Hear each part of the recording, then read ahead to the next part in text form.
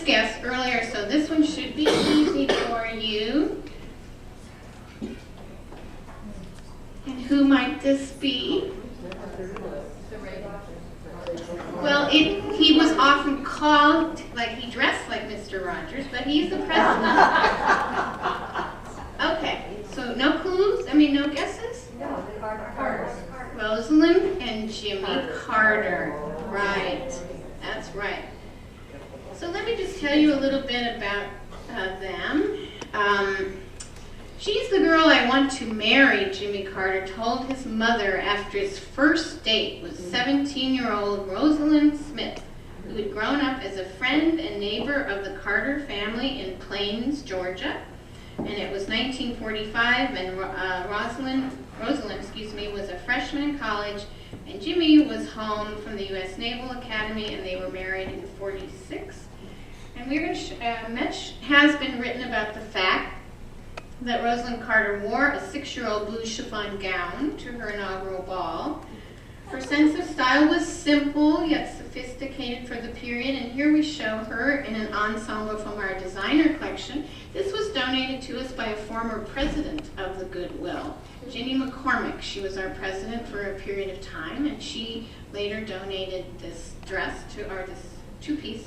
It's a silk skirt and blouse, and it's a Garrow designer. The print is bold and beautiful, and yet the styling is understated, like Rosylinn wore. It has soft accordion pleats, and the blouse is trimmed with black jersey. And a simple accessory of some beads finishes the look. And of course, we're showing Rosylinn carrying a briefcase in keeping with her very active schedule as First Lady. You might know that Rosylinn did go to cabinet meetings.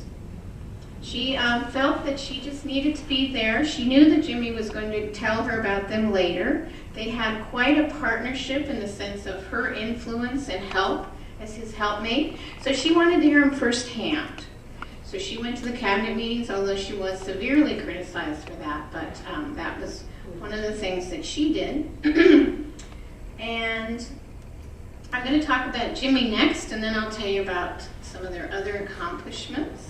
Somebody said Mr. Rogers, and it truly was Jimmy's look, and that we looked at a picture and we wanted to show you that. He often spoke to the nation from the White House dressed casually in a cardigan and slacks, just like this one. Carter appeared also in many other pictures with jeans and work shirts, also emblematic of his identification with ordinary Americans. So I'm not sure it was fashion style that made Carter appear on the news dressed like this. It was image, just like the image of Grace Coolidge that we've talked about, the image that Joe Kennedy funded to put Jackie Kennedy in many of the clothes that she had.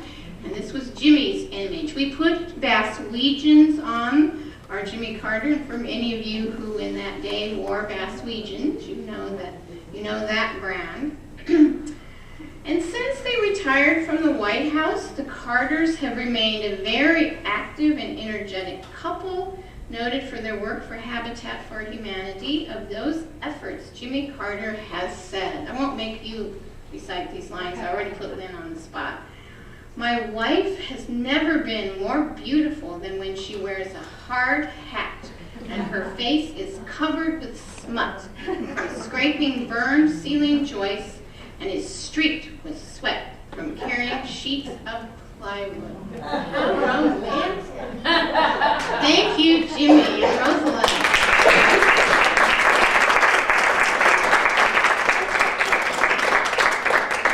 Well, that concludes our program today. I mentioned earlier that Sarah was one of my clients. I want to tell you just about a couple